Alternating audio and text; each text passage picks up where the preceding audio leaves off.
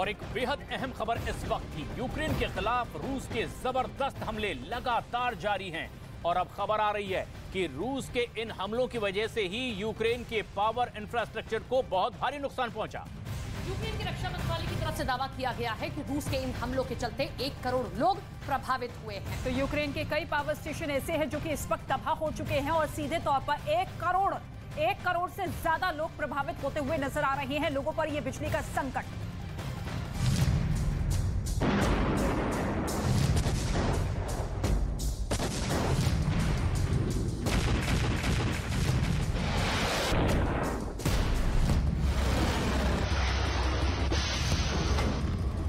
Ukraine पर तेज हुए रूस के हमले, ताबड़तोड़ अटैक से तबाह कई पावर स्टेशन।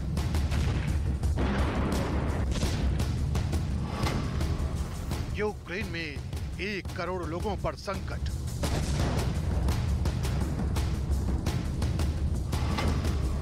पुतिन का ऑपरेशन ब्लैकआउट।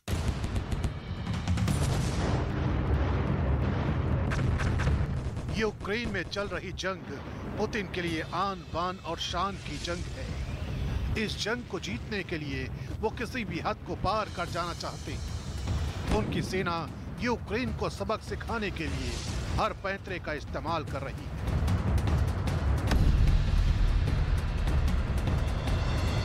लेकिन सबसे कामयाब पैंतरा इन तस्वीरों को माना जा रहा है।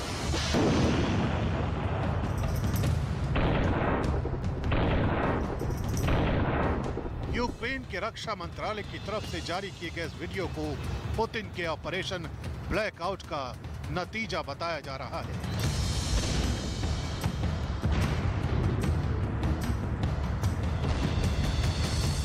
यूक्रेन के कई शहरों का हाल इस वक्त ऐसा ही है। लाखों घर इस वक्त अंधेरे में डूबे हैं। दावा किया जा रहा है कि रूस के मिसाइल हमलों ने यूक्रेन के पावर इंफ्रास्ट्रक्चर को इस कदर नुकसान पहुंचाया है कि यूक्रेन के 1 करोड़ नागरिकों की जिंदगी बिजली की किल्लत का सामना कर रही है। खुद यूक्रेन के राष्ट्रपति व्लादिमीर ज़ेलेंस्की ने पुतिन के ऑपरेशन ब्लैकआउट का जिक्र किया है।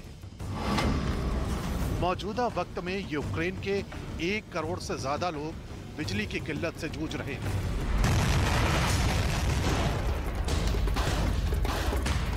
रूस ने चुन चुन कर यूक्रेन के ऐसे ठिकानों को टारगेट किया है जहां से पूरे यूक्रेन में बिजली की सप्लाई होती है। लेकिन इन हमलों का सबसे ज्यादा असर ओडेसा, विनित्सिया, सुमी और कीव में दिखाई दे रहा है।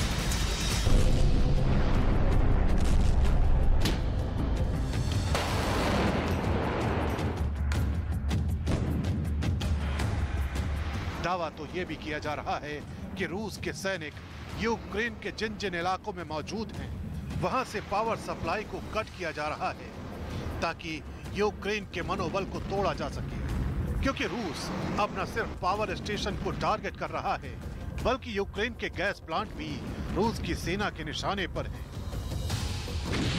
ये तमाम हालात यूक्रेन के लिए इसलिए बड़ी चुनौती बन रहे हैं क्योंकि यूक्रेन में सर्दियों की पहली बर्फबारी भी शुरू हो चुकी है। मार्च के महीने तक यहाँ हाड़ कपाने वाली ठंड पड़ेगी और इस सर्दी से निपटने के लिए यूक्रेन को बिजली के साथ गैस भी चाहिए। लेकिन पुतिन की सेना ने जब से ऑपरेशन ब्लैकआउट की शुरुआत की है, तब से बड़े पैमाने पर पावर प्लांट तबाह हो चुके हैं। इस वजह से यूक्रेन को एक साथ कई चुनौतियों का सामना करना पड़ रहा है।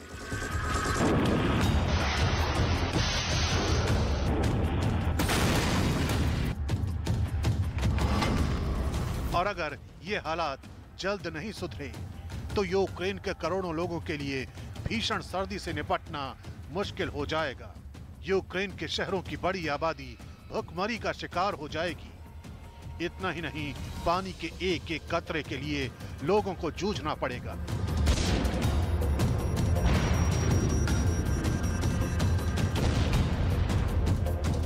ये सब कुछ रूस इसलिए कर रहा है क्योंकि यूक्रेन की सेना के पलटवार ने पुतिन के आत्मविश्वास को बुरी तरह हिला दिया है और इसीलिए पुतिन की सेना ने यूक्रेन के ऐसे ठिकानों पर हमले तेज कर दिए हैं जिन्हें किसी भी देश की लाइफलाइन माना जाता है।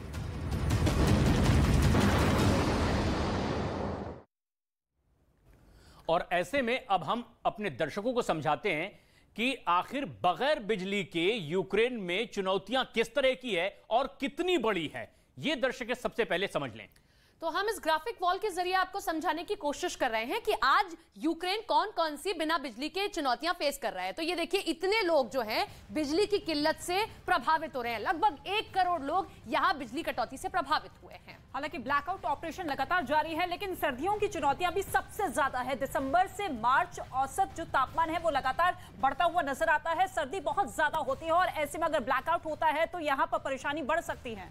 क्योंकि सबसे खास बात यह है कि रूस के लगातार हमलों की वजह से यूक्रेन के कई शहरों में ब्लैकआउट है, यानी बिजली ही नहीं है। और अगर कड़ाके की सर्दी जो इस हद तक के बढ़ रही हो तो फिर इनकी रोजमर्रा की जिंदगी कैसे चलेगी, क्योंकि तापमान यहां -4.8 डिग्री से लेकर के 2 डिग्री के बीच होता है। यानी अंदाजा आप लगाइए, तापमान इतना नीचे और बिजली भी नहीं।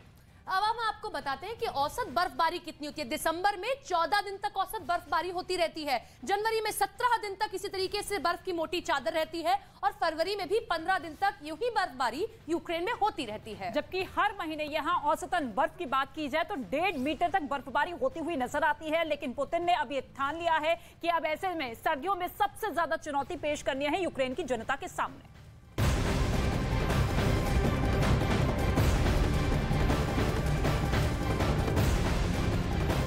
रूस यूक्रेन युद्ध के बीच आपको बता दें, दावा किया गया है कि ईरान ने रूस को हजारों बुलेट प्रूफ और हेलमेट पहुंचाए हैं। ये दावा यूक्रेन के रक्षा मंत्रालय की तरफ से किया गया है, जिसमें कहा गया है कि अब बुलेट प्रूफ जैकेट्स और हेलमेट दिए गए हैं। इसके साथ ही आपने देखा था कि ईरान ने ड्रोन की भी मदद पहुंचाई थी यूक्रेन को। और खास बात यह है कि रूस के सैनिकों के लिए ये बुलेट प्रूफ जैकेट और हेलमेट भेजे गए हैं, जिसका इस्तेमाल इस महायुद्ध के बीच रूस की ओर से किया जा रहा है। इससे पहले भी ईरान ने महायुद्ध में रूस की मदद की थी। ईरान की ओर से रूस को घातक शाहिद 136 ड्रोन भेजे गए थे, जिनसे जंग की दिशा ही बदलकर रख दी गई थी।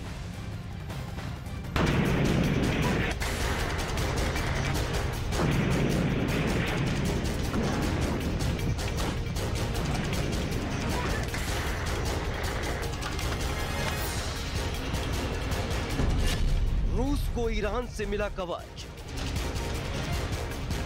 रूसी सैनिकों की ढाल बना ईरान।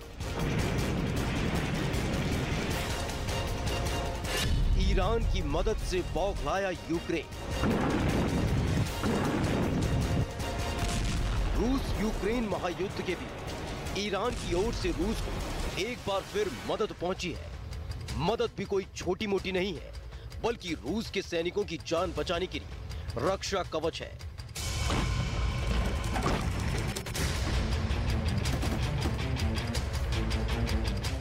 महायुद्ध के बीच यूक्रेन का दावा है कि रूस ने अपने सैनिकों को ईरान में बनी बुलेट प्रूफ जैकेट और हेलमेट की सप्लाई शुरू कर दी है और इस तरह ईरान एक बार फिर रूसी सैनिकों के लिए कवच बनकर खड़ा हो गया है।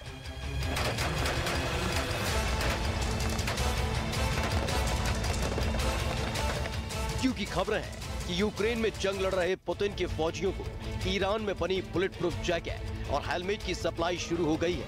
ये दावा यूक्रेन के रक्षा मंत्रालय की तरफ से किया गया, जिसमें ये साफ शब्दों में कहा गया कि रूस अपने फौजियों को सुरक्षित रखने के लिए ईरान की मदद ले रहा है और उसने ईरान से मिली ऐसी जैकेट और हेलमेट को अपने सैनिकों को सौंपना शुरू भी कर दिया।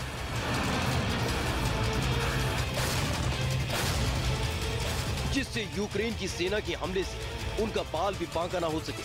यूक्रेन के रक्षा मंत्रालय के मुताबिक ईरान की तरफ रूस को बड़ी मात्रा में बुलेट प्रूफ जैकेट और हेलमेट की सप्लाई होनी है। रूस के सैनिक ईरान का कवच 1,500 बुलेट प्रूफ जैकेट रूस पहुंची।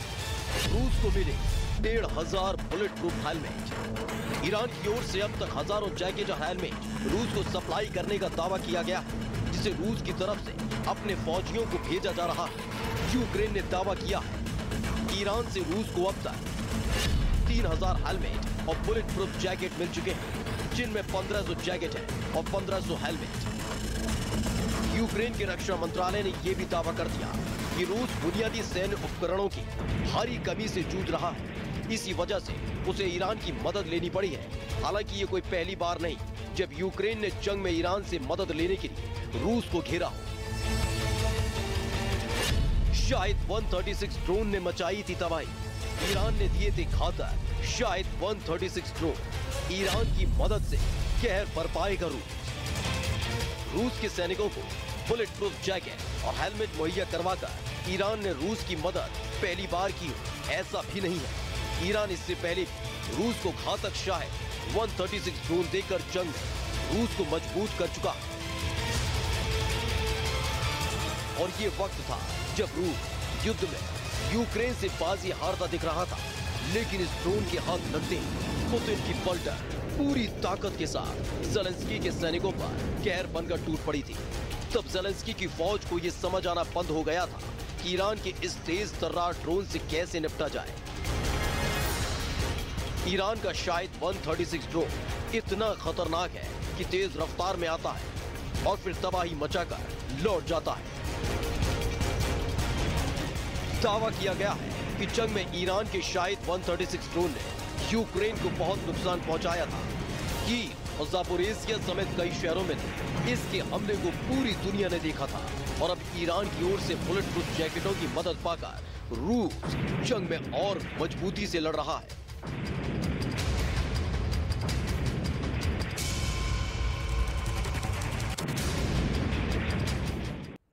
और पुतिन की सबसे सीक्रेट न्यूक्लियर फाइल की एक ऐसी डिटेल सामने आई है जिसने ज़ेलेंस्की अमेरिका के प्रेसिडेंट जो बाइडेन को भी डरा दिया है। इस फाइल में दरअसल पुतिन का पूरा न्यूक्लियर अटैक प्लान मौजूद है। इसमें पुतिन के परमाणु हमले को लेकर 3 सिनेरियो को बताया गया है कि कौन से वो 3 सिनेरियो जिन्हें तैयार किया गया। 5, 4, 3, 2, 1, 0।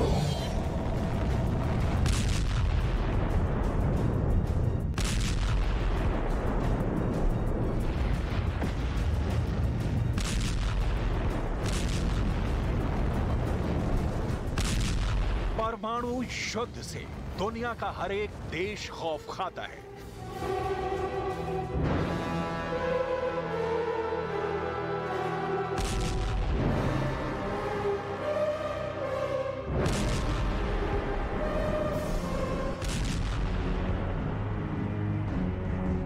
एक ऐसा हथियार जिसकी काट अब तक दुनिया का कोई देश नहीं बना पाया।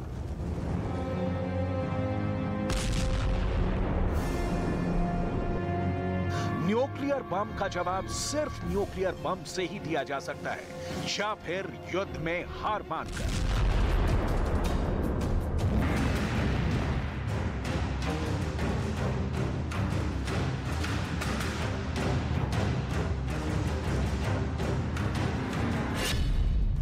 क्योंकि युद्ध के तराजू पर पारंपरिक युद्ध के मुकाबले परमाणु युद्ध का पलड़ा हमेशा भारी रहता है। मिसाइल युद्ध भी परमाणु युद्ध के आगे कहीं नहीं ठहरता। बड़ा से बड़ा विध्वंसक बम भी परमाणु बम के सामने बेअसर साबित होता है।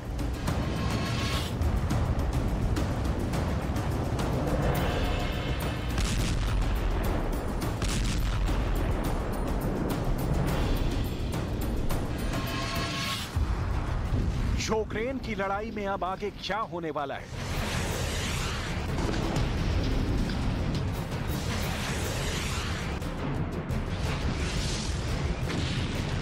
क्या रूस सच में परमाणु युद्ध करने की तैयारी में है?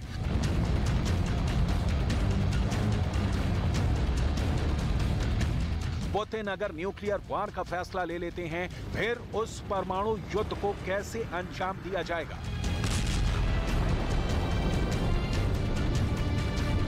न्यूक्लियर वार कितने स्टेप में पूरा होगा, इसे लेकर एक बहुत ही प्रामाणिक रिसर्च पेपर सामने आया है। दुनिया भर के परमाणु वैज्ञानिक जिस नतीजे पर पहुंचे हैं, उसके मुताबिक अगर रूस परमाणु युद्ध की तरफ आगे बढ़ता है तो उस युद्ध को 3 स्टेप में अंजाम दे सकता है। पहले स्टेप में रूस दुनिया को डराने के लिए परमाणु परीक्षण कर सकता है। दूसरे स्टेप में रूस यूक्रेन के खास हिस्से पर टैक्टिकल न्यूक्लियर बम का इस्तेमाल कर सकता है। इतने में भी यूक्रेन ने अगर हथियार नहीं रखे तो बड़ा परमाणु हमला कर सकता है।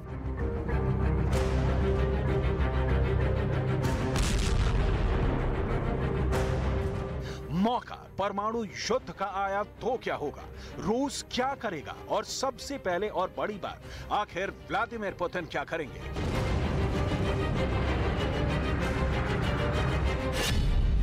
क्या पुतिन न्यूक्लियर अटैक के लिए परमाणु वाला बटन दबाएंगे?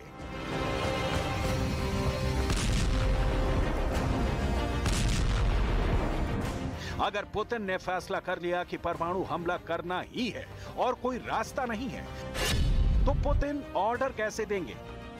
रूस का परमाणु बम कैसे लॉन्च होगा?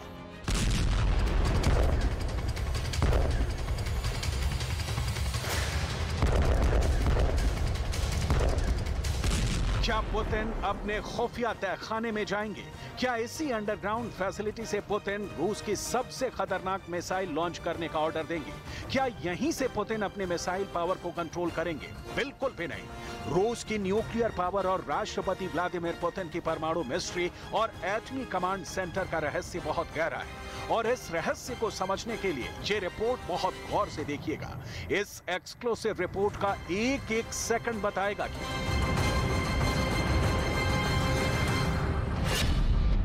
रूस की परमाणु पावर पुतिन के ऑर्डर से लेकर लॉन्चिंग पैड तक कैसे पहुंचती है और कैसे दागा जाएगा पुतिन का सबसे खतरनाक परमाणु बम। पुतिन ना तो किसी को फोन करेंगे, ना पुतिन किसी को ऑर्डर देंगे। व्लादिमीर पुतिन बस एक सीक्रेट बटन दबाएंगे। और सबसे बड़ी बात यह कि ऐसा बटन पुतिन की टेबल पर नहीं है, ऐसा बटन किसी कमांड सेंटर में नहीं है। यह बटन है पुतिन के बहुत ही सीक्रेट लेकिन पावरफुल ब्रीफकेस में। और अब आपको बताने जा रहे हैं पुतिन के उस पावरफुल ब्रीफकेस की न्यूक्लियर कोडिंग कैसे काम करती है। साथ ही बताएंगे कि रूस की परमाणु पावर और पुतिन के ऑर्डर से लेकर हर चीज, लॉन्चिंग पैड तक ये कैसे पहुंचती है और कैसे दागा जाएगा ये परमाणु बम, इसकी पूरी डिटेलिंग।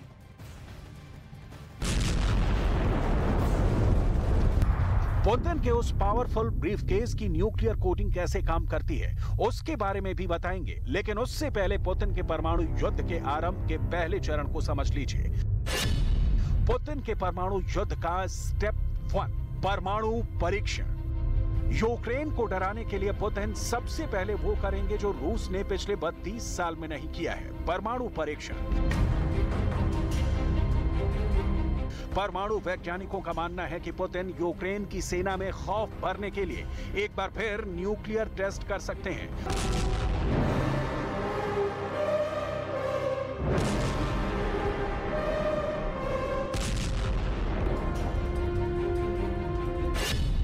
रूस ने अपना पहला परमाणु परीक्षण 29 अगस्त 1949 को किया था।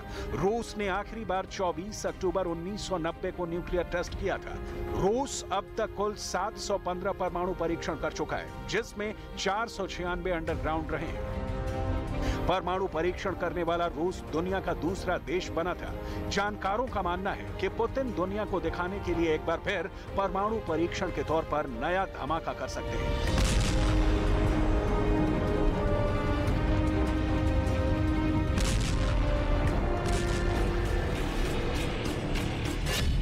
दुनिया में अब तक 2059 परमाणु परीक्षण हुए हैं। इनमें सबसे अधिक 1030 परमाणु परीक्षण अमेरिका ने किया है। 715 न्यूक्लियर टेस्ट करने वाला रूस दुनिया का दूसरा सबसे अधिक परमाणु परीक्षण करने वाला देश है।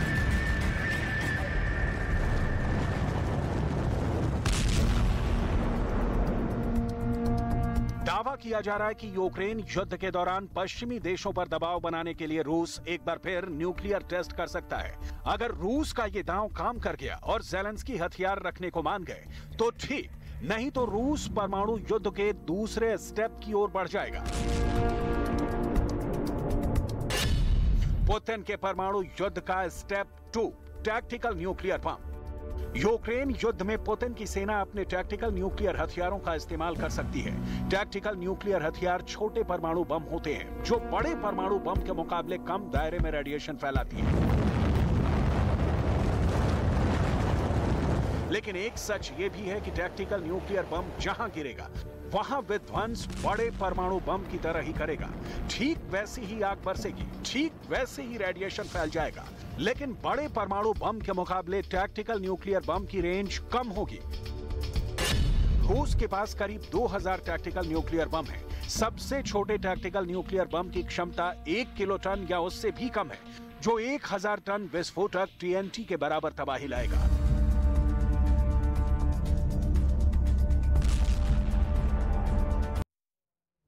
इस वक्त दो देशों के बीच चल रहा है जंग, लेकिन ये जंग सिर्फ दो देशों के लिए परेशानी नहीं। अगर पुतिन यूक्रेन पर एटमी हमला करते हैं तो ये जंग किस तरह से रूस तक ही सीमित नहीं रहेगी, यूक्रेन तक ही सीमित नहीं रहेगी।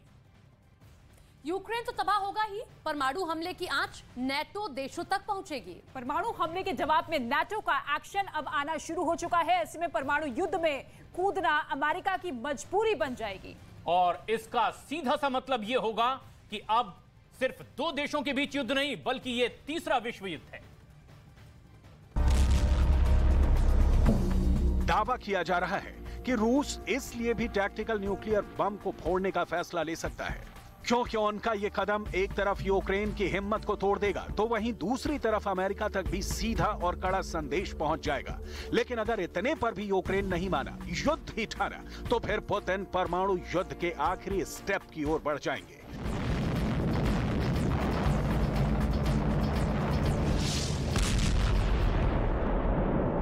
पुतिन के परमाणु युद्ध का स्टेप 3, परमाणु बम से हमला।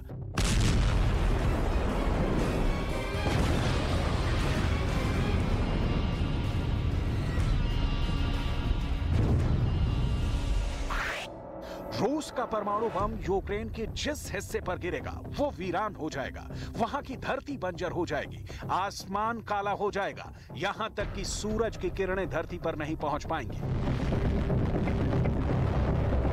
अगर पुतिन यूक्रेन पर बड़े परमाणु बम से हमला करते हैं तो ये जंग कीव और मॉस्को तक ही सीमित नहीं रहेगी। यूक्रेन तो तबाह होगा ही, परमाणु हमले की आंच नेटो देशों तक पहुंचेगी। परमाणु हमले के जवाब में नेटो को एक्शन में आना होगा।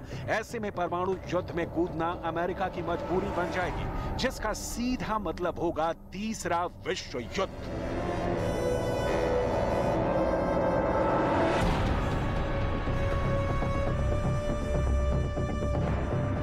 लेकिन यूक्रेन पर परमाणु हमला करने के लिए पुतिन क्या करेंगे? रूस को अगर किसी देश पर परमाणु हमला करना हो तो परमाणु बम का बटन कैसे दबता है, इसे जानने के लिए आपको पुतिन के जैकेट को समझना होगा। रूस के राष्ट्रपति के पास एक ब्रीफकेस होता है जिसे जैकेट कहते हैं। यह देखने में एक साधारण ब्रीफकेस जैसा है, लेकिन काम ऐसा करता है जिसे जानकर होश फाख्ता हो जाएंगे। इस ब्रीफकेस को खोलने पर पाएंगे कि इसमें ऐसे बटन होते हैं जिनसे पूरी दुनिया एक झटके में तबाह की जा सकती है। इस ब्रीफकेस में ऐसे बटन हैं जिससे परमाणु हथियार लॉन्च किए जा सकते हैं, इसलिए इसे पुतिन की न्यूक्लियर कमांड भी कहा जाता है। पुतिन को बस इस ब्रीफकेस के अंदर लगे बटन दबाने हैं और ऑर्डर मिलने पर रूस की परमाणु मिसाइल लॉन्च के लिए तैयार हो जाएगी।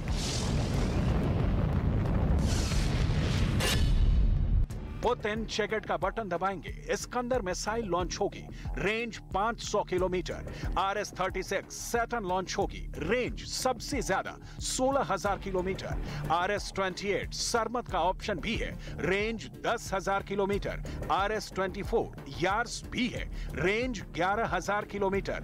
UR-100 Stiletto, range 10,000 kilometre. Topol भी है, रेंज है 11,000 किलोमीटर। टोपोल का भी नया वर्जन टोपोल M, इसकी भी रेंज 11,000 किलोमीटर। और पनडुब्बी से दागी जाने वाली बुलावा मिसाइल, रेंज 8,000 किलोमीटर।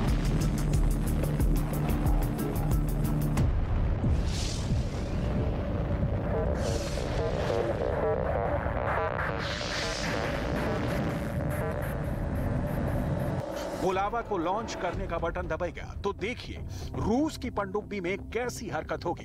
प्रेसिडेंट की तरफ से लॉन्च कोड मिलने के बाद बोरई क्लास पनडुब्बी में तैनात नौसैनिक कोड मिलाएंगे। सबमरीन कमांडर से तस्दीक की जाएगी कि ये लॉन्चिंग का असली ऑर्डर है और फिर दबाया जाएगा परमाणु अटैक का बटन। इसके बाद धनाधन समंदर के अंदर से 8000 किलोमीटर रेंज वाली पुलावा निकलेगी और यूक्रेन को तबाह कर देगी।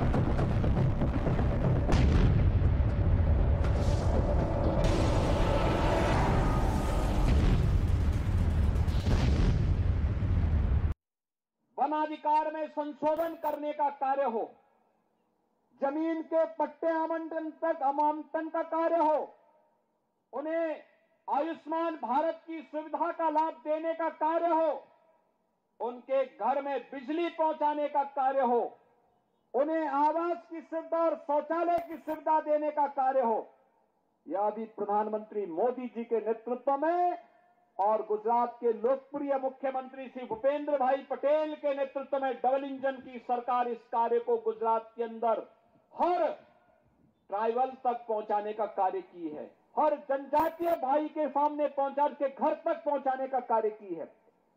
जनजातीय गौरव दिवस 15 नवंबर की तिथि को महान स्वतंत्रता संग्राम सेनानी भगवान बिरसा मुंडा की स्मृतियों को ताजा बनाए रखने के लिए इस गौरव दिवस का आयोजन प्रधानमंत्री मोदी जी ने ही किया था और वही कार्यक्रम आज देश के अंदर हर एक क्षेत्र में इस कार्यक्रम को आगे बढ़ाने का कार्य हो रहा है। मुझे भी इस अवसर पर उत्तर प्रदेश के सोनभद्र जनपद में, जिस जनपद में 15 प्रकार की जनजातियां निवास करती हैं, उनके बीच में एक भव्य समारोह में जाने का अवसर प्राप्त हुआ था और मैंने देखा था कि प्रधानमंत्री मोदी जी के आने के बाद उन जनजातीय बंधुओं के बारे में कितनी योजनाएं उनके लिए चली। उनके लिए छात्रावास बन रहे हैं, फ्री एजुकेशन की व्यवस्था है, फ्री में हेल्थ की व्यवस्था है, उनके लिए आवासीय पट्टे उपलब्ध कराए जा रहे हैं, जमीन के पट्टे उपलब्ध कराए जा रहे हैं, उन्हें आवास फ्री में उपलब्ध करवाया गया है, उनके लिए रोजगार की तमाम सुविधाएं वहां विकसित की गई हैं। ये कार्य पहले भी हो सकता था, लेकिन भाइयों बहनों, कांग्रेस के पास न इस प्रकार की दृष्टि थी और न ही वह गरीबों का, दलितों का, जनजातियों का, वनवासियों का इनका उत्थान ही करना चाहती थी, क्योंकि कांग्रेस के लिए तो केवल अपने एक परिवार के बारे में सोचना और उनके हितों के लिए कार्य करना ही उनके लिए एकमात्र यही कांग्रेस का उद्देश्य रह गया है। और यही कारण आज तक को पछाड़ न्यूज़ 18 इंडिया बना भारत का नंबर 1 न्यूज चैनल। देखते रहिए न्यूज़ 18 इंडिया।